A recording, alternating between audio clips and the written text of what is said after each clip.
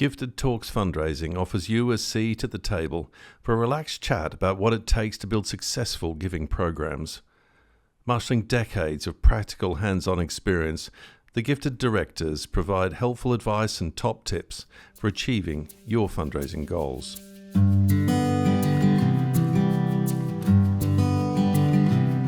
Welcome everyone. Welcome back to One Mill Street again.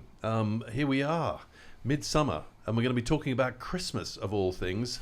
And I'm really grateful to my fellow directors from Gifted, Amy Stevens and Chris Goldie, travelling from Leeds and London, respectively, to come to the centre of the universe here in Leamington Spa. And it's great to have you around the coffee again and to really try and understand how best to prepare for what is the season of giving and how do we as professional fundraisers make the most of it. So, Amy, first off, Christmas. You know, I mean, there's some people leave their Christmas decorations up all year. Yeah. You know, and I kind of could get that. You know, I get it, but you don't have to be young at heart to really love Christmas. And it's described as the season of giving. So what's your thinking around our planning for a Christmas appeal? How do we go about it? Well, I think the key thing, which is why we're talking about it now, is start early. We always say, don't we, you know, in our personal lives, oh gosh, Christmas has crept up on us. You know, I've got X number of things to do and buy and plan and attend and what have you. And it's exactly the same with fundraising campaigns. We always see clients, you know, late October say, shall we run a Christmas campaign? If you're just thinking about it then, it's too late. We need to start planning for Christmas, August, September, even July, dependent on the size of your campaign, to make sure you've got all your assets and your plans in place. When does Christmas start? I mean, Chris, is it when you, are you a last minute gift purchaser? I do Christmas Eve stunt. I've got Chris shopping down as a last minute. Well, I used to very much be a last minute Christmas purchaser. You're now. Now I'm an online Christmas purchaser, so actually it's a lot easier. I don't have to rush out on Christmas Eve. When's Christmas? I think. Get into your when would you be? I'm one of those that says you don't put decorations up until about 2 weeks before, and I'm quite, in my world, quite traditional in that sense. I'm a 1st of December guy. Whereas Amy's completely different, and my wife, bless her, somewhere in between. So we have a constant battle. But end of the day, we will buy the Christmas tree a couple of weeks beforehand, of course, but not at the end of November. However, and this is what we're here about, why we're here today. In fundraising terms, and this is true not only of Christmas but anything, you've got to plan. Yeah. And if you're going to plan properly, you've got to give yourselves time to plan. And if you've got a Christmas appeal that you're going to be launching, say, in early November, you need 2 or 3 months to plan for that. Which is why we're talking about it now in sweltering August. Yeah. Absolutely. Okay. So is there? I mean, I track the shops and stuff, and you know it's bizarre how early things like Easter eggs and Christmas decorations seem to appear in shops. And once you're over the sort of Guy Fawkes night, Halloween sort of period, it seems like it's fair game. Yeah. So when do you start, Amy, communicating? I mean, what is a Christmas appeal, and how do you set it up? What are you trying to achieve? You know, what are the objectives of going out there and engaging your prospects or donors at Christmas? That's the key first question to answer is, why are we doing this Christmas campaign? What do we actually want to achieve? Is it a financial target? You know, do we need to raise £50,000 for a piece of equipment? Is it that you are a relatively new stage charity and you want to grow your donor base? And quite frankly, you don't care what you raise. It's about donor acquisition, data acquisition that you can then take on the donor journey and steward over the next year. Is it brand awareness? Is it literally about getting your name out there? Or is it a combination of all three? And without knowing that, you're not going to be able to determine the success of your campaign at the end either. So set the criteria right at the beginning. Set the criteria at the start. So you know exactly what your objectives are. And is it only a 1-year thing, or do you kind of prepare a Christmas appeal that maybe you want to build out over 3 years or whatever? How do you approach it? And in my experience, something really specific for that year is the most effective way to go about. Yeah. A set message for that year. It's not to say it couldn't work with a longer term campaign, particularly if you have a capital campaign and the final year is the final push at Christmas.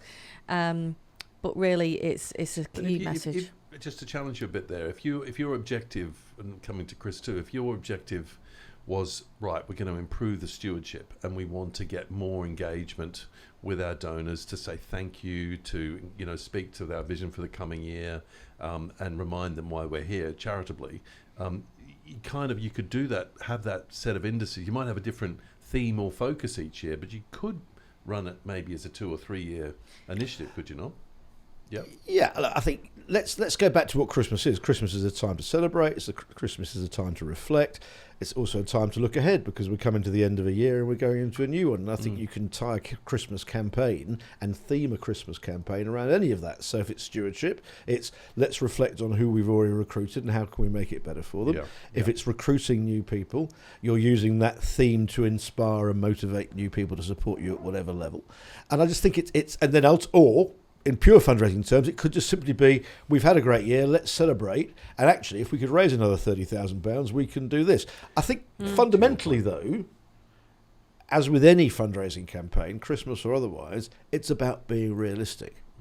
Do not, as a charity, think, oh, it's Christmas. Lots of people are going to give to us because it's Christmas time. We're going to raise £100,000 when you've never raised £100,000 before.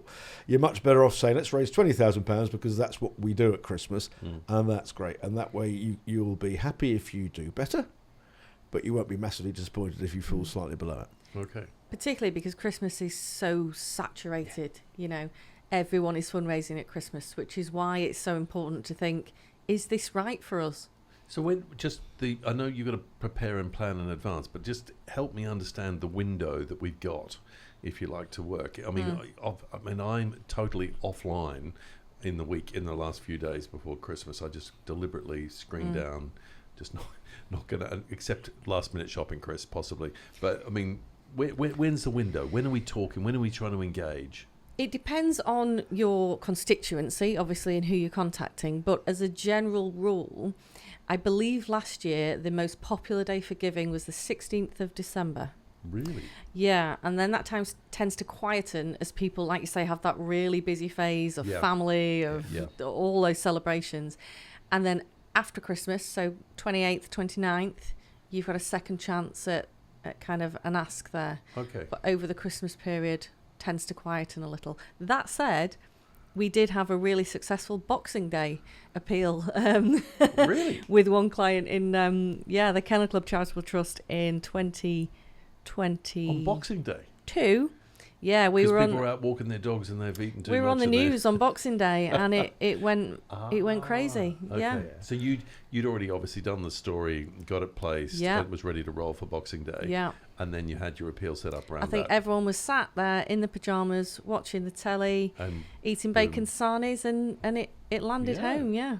Okay, but you'd obviously, that's carefully planned and thought through, and you're judging your moments very carefully. But that's a really good example, isn't it? Because ultimately something goes out in Boxing Day that was probably filmed and recorded in advance of it. I mean, it's about planning it. Yeah. The Kennel Club Charitable Trust knew that was dropping on Boxing Day. Yeah. So behind the scenes, it was geared up to take donations and deal with that. But the planning for that would have been 2, 3, 4 months in advance. Yeah. And I think that, coming back to the point, you said it, and that 16th of December is a really interesting date because we do switch off. We go from normal life into Christmas life. If you look at offices, around the country. I'm of an age where I've worked for a long time, and you get a week and a bit before Christmas. That's it. No work is done. People are off. People are, whatever. You've had the Christmas party. So if you're running a Christmas campaign, you've got to be saying, actually, our activity is probably a 4 or 5 week period from mid-November to mid-December. Yeah. Okay, that's your window. Yeah. Okay. And that's the window for asking. Yeah. But the communications can start before that. Absolutely. Yeah. So it's really, really helpful to prep your current donor base ahead of that and warn them that the campaign is coming. Obviously in an exciting way. So, heads up, we're going to launch this campaign. And people then flag that and think, right, okay. So when the ask comes through, they're ready to get involved. It's no surprise. Yeah. But just the sort of tools and devices you've got. I mean, just the simple Christmas card, properly PS or signed off by your chief exec or by a board member or somebody, can be really impactful, can't it? It's a stewardship moment And often it elicits gifts in response, actually, just putting a Christmas card out. And a lot of that happened during COVID as well, didn't it? Yeah, you had a great example, didn't you, Chris? Yeah, I mean, we had a school who, had used the opportunity. It was just post-COVID as well, so they were very sensitive to particularly the older alumni being isolated and alone, and they used the Christmas period as a way of getting the current kids to handwrite Christmas cards that were then sent to the older alumni as a way of saying to them, we're thinking about you, but it's also personal. Yeah. And that as a simple engagement, and if we work on the theory that good engagement precedes good fundraising, what a great opportunity that was, and what a great action that was. Yeah. And they used the excuse of a Christmas card to make it really personal, and that's great. And I think so coming back to the materials piece, we now live in a very digital age, but actually we are also recognising that people do quite like the old Christmas card every once in a while, something tangible. Analog is cool. Analog is getting cooler again.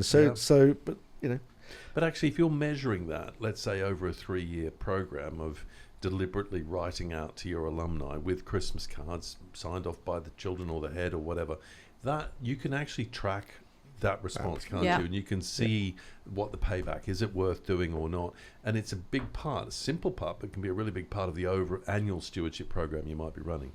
Very much so. And it feeds into legacy campaigns. It feeds into all sorts of. So it's not just about the numbers on Christmas. No, because what you're doing is you're using the opportunity, the festival of Christmas, as you could any religious festival, but in this case Christmas, to build and strengthen the relationships that you've got with your potential donors. Yeah, and tell the stories. And remind them and tap into that emotional pull. I mean, the other thing to say about Christmas is, as you said, it's a season of giving, season of goodwill, call it what you will. The reality is that it's a time when we are all probably a little bit more emotional about good causes. And therefore, if we've got pet causes, no pun intended on the Kennel Club, but if you've got pet causes, then the reality is it's a time to be just reminding people you're there. There is though, Amy, it does make me slightly gag, especially on the telly, sort of national charity ads.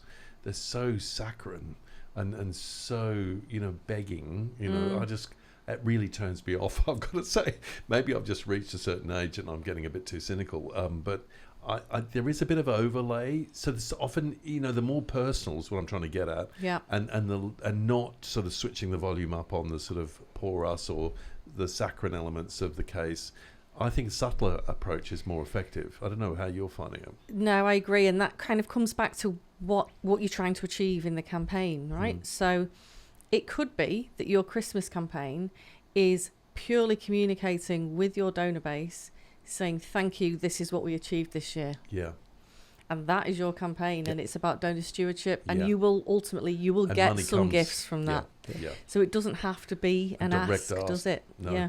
I think the other thing to remember again is that generally Christmas is not a time for major gifts. It's a time for people to be more reactive and responsive. That's not to say you won't get major gifts leading into Christmas, but it's a much broader. So if you take Amy's point about just remaining in good connection, having good connections with your existing donor base, yes, you'll get donations, but there'll probably be the odd, there's a cheque for £100, it's Christmas.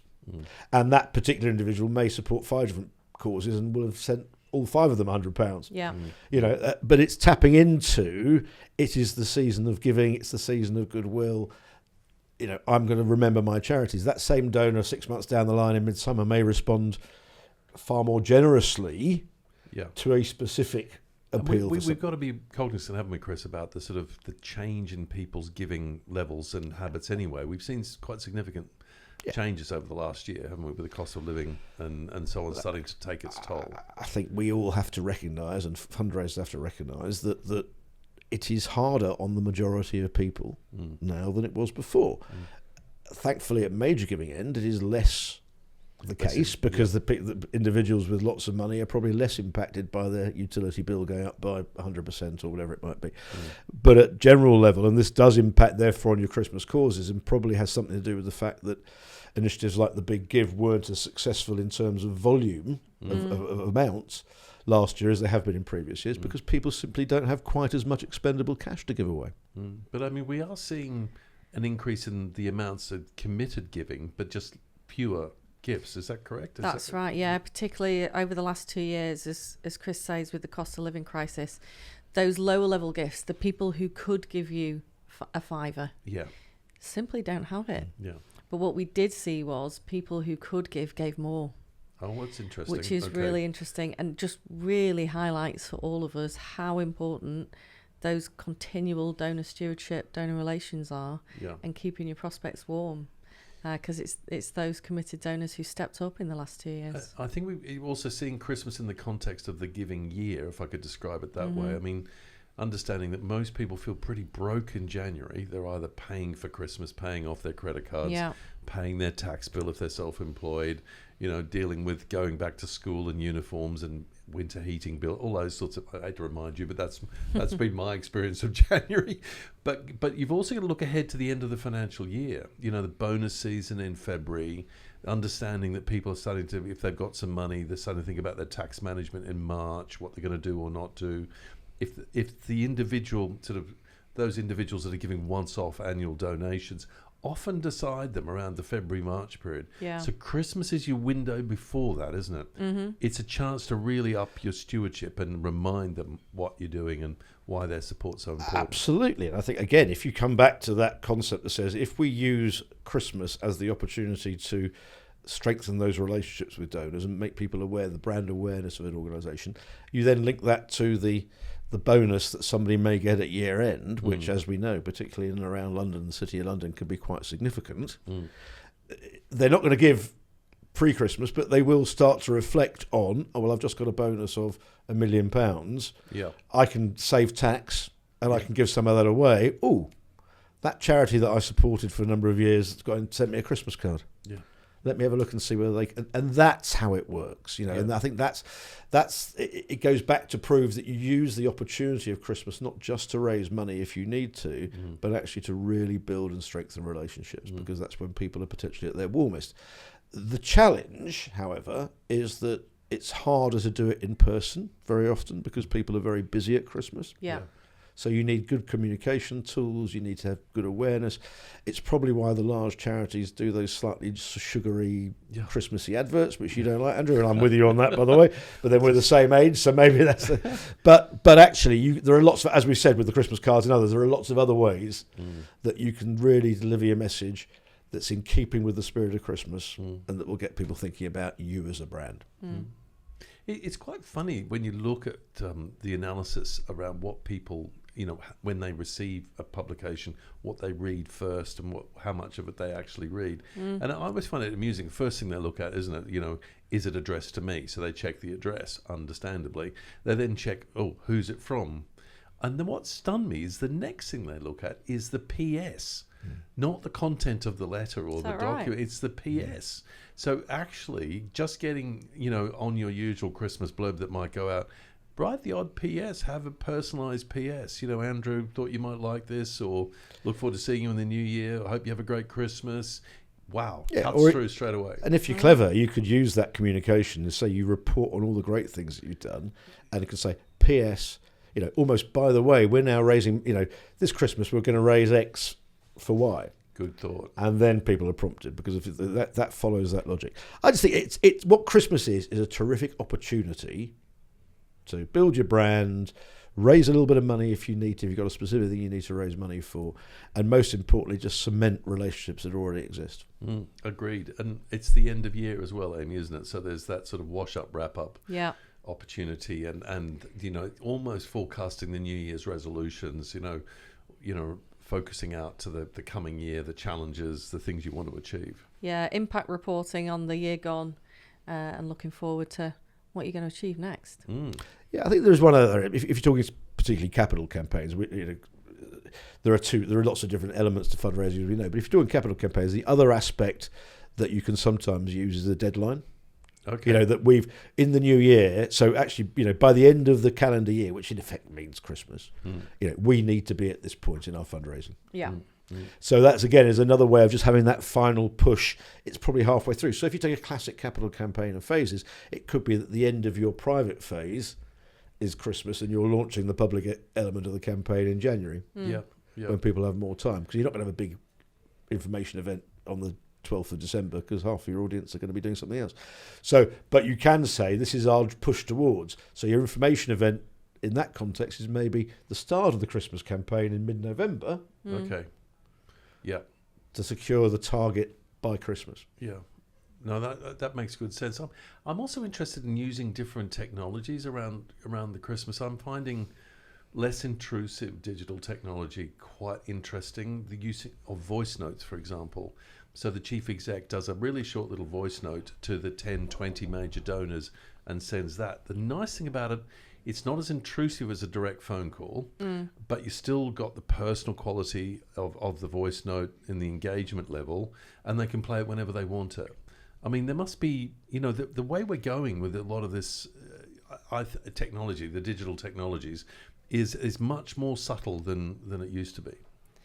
It is, and I think it comes back to that personal element that you said. So I remember being at a conference, probably it was pre-COVID, and there was a fundraiser there from a kind of a wildlife charity, and they were seeing a drop-off in their regular donors at specific points. So at 6 months, they were seeing a drop-off of those regular gifts. Yeah. And what they did was got the park rangers to film little selfie videos. Yeah. And so let's say you were in Leeds, for argument's sake. Yeah. The park ranger would film it and say, I'm at such and such park. Thanks to your gift, these ducks are now happy in their pond, blah, blah, blah. And they would send the specific video for the area to those donors within that patch. So it wasn't personal as in, hi, Amy. That's so cool. Yeah. And that it resolved their Yeah, drop-off of donors. look, and I think it's very cool. But again, also understanding that in the world that we now live in, people do not spend 20 minutes watching something. No, they watch No. a couple of minutes watching something. Oh, it was We a walk out here 30-second now. video, We yeah. walk out here now. Most people will have their phone in their hand. Yep. We walk across to the nice park over the river. Yep. There'll be people sitting there on the grass, Yep. looking at their phones. Yep. And what they would probably do is looking at X, formerly Twitter, Facebook, whatever, TikTok, whatever it might be. Short, snappy videos Yeah. that get the message It's across. reels of cats and dogs and trying to cheer themselves up really. And- But you're right, and that actually that is in everybody's hand, isn't it? And I think the other thing we've got to remember, and charities need to remember, is that we always used to think this was just young people who were doing it. No. But actually, if you would go outside now, it isn't just young people doing it, it's everyone. everybody. Yeah. So you've got to communicate with people in the way they want to be communicated with. And Christmas is a time to blend all of that together. Mm. But to do it properly, here we are in the summer. This is the time to be thinking about it. So don't give up on the analog Christmas card with the PS No, from the mix chief it. exec and all that Absolutely stuff. But equally, let's be clever and use voice notes, use little video snips, and maybe link it back to the website. But make it personal is what you're saying. Make it personal, and it's all part of the planning as well as how you're going to communicate, isn't it? So think of the demographic of your audience. Should you be running a Facebook campaign if actually most of your audience are not on Facebook? Yeah. Really focus your energies and think where your supporters are from and what engagement you have. And, as part of that planning, track that throughout the year. As fundraisers, we should be looking at what's been successful so we can build upon it and focus our efforts. It's we've shared it around. I think it's a really good example. If you envisage an iceberg, Yeah.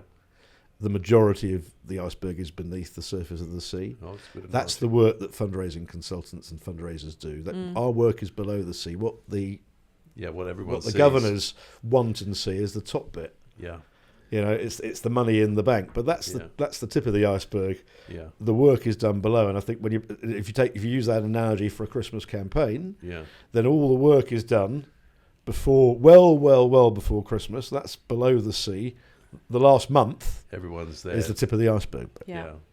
Like we do. I mean, we do a little video, don't we, as Gifted, a bit of a show reel on what the year's been. It's a similar message. It's just to thank all our clients and our friends and just let them know a bit of an update, a postcard from Gifted. This is what we've been about. And it's amazing how many people comment and see that. I every year it amazes me. It also reminds me sometimes about how big a year we've had, and very often it moves so quickly you're not really cognizant of every element that every campaign we're covering. But it's making that effort and that forethought. So Amy, just to close out, if I was setting up for my Christmas appeal, obviously I start early, start now. It's August, crack on, guys. Next points, it's about being clear what you want to achieve. Yeah, so set those metrics for what you want to achieve, first of all. And then something I've particularly learned over the last few years working with the Kennel Club Charitable Trust, but also with the Southern Thailand Elephant Foundation, where I was a trustee, is what's the message? Yeah. And really thinking about what's going to hit home. So, when everything is sad and gloomy, let's perhaps not go with a sad and gloomy message. Yeah, let's go please. with something positive. As the carol says, it's season to be jolly, isn't it? It is. So, Yeah. let's make our fundraising messages happy, lively. Can be lively. seen. Yeah. I love Christmas carols. Yeah, sorry. But, I think everyone was, particularly last year, reaching this, the stage of, I just can't listen to any more bad news. This is rubbish. And at the Kennel Club Charitable Trust, we went positive and focused on how dogs were helping humans and service dogs and the role they play. And it was hugely successful. Yeah. So and people could pick relate your to message. that, even if they didn't have dogs necessarily. They definitely could relate to Absolutely. the benefits they bring. So you're clear about what your objectives are. So you can, after Christmas then, I guess, there's a monitoring, reflecting, It's evaluation process. And that's important to the iceberg message when the governors, the trustees are wanting to understand, was this a worthwhile thing to do? Well, yeah, look, I mean, I say to a lot of our clients, when you talk about KPIs in fundraising, it's very hard to have financial KPIs all the time because fundraising, philanthropy is a matter of personal choice. And somebody might give you a lot of money tomorrow or they might give it to you in a year's time. What it's actually about is engagement. Yeah. How many meetings have you had with major gift prospects? How many? So if you take the context of a Christmas campaign, if you sent out handwritten notes, how many people did that go to? What's the next follow-up for those? If you sent stuff out digitally, how many people opened those emails? How many people read them?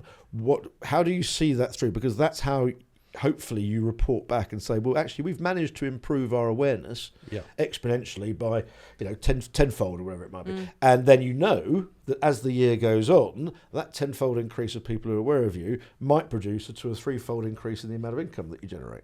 Brilliant. And that's what you're trying to do. Brilliant. And as a fundraiser, that's why it's so important to set those KPIs, those metrics as the start.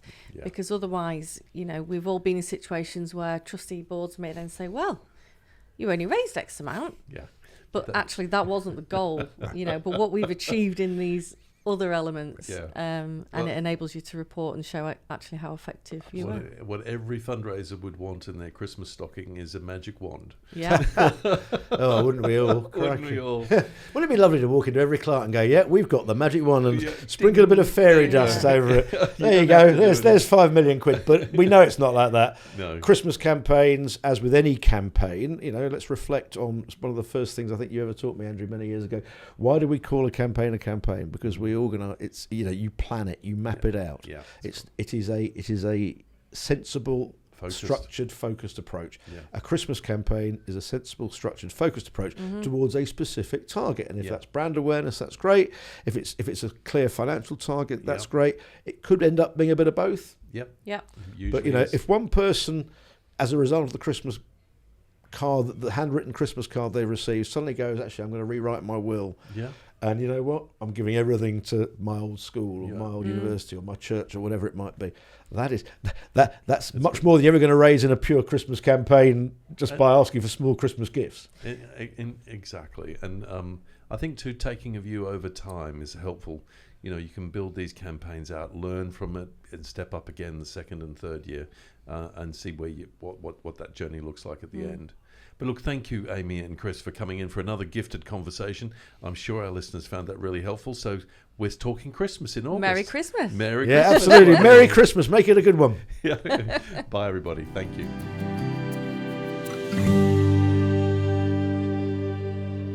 Thanks for pulling up a chair and joining our conversation today.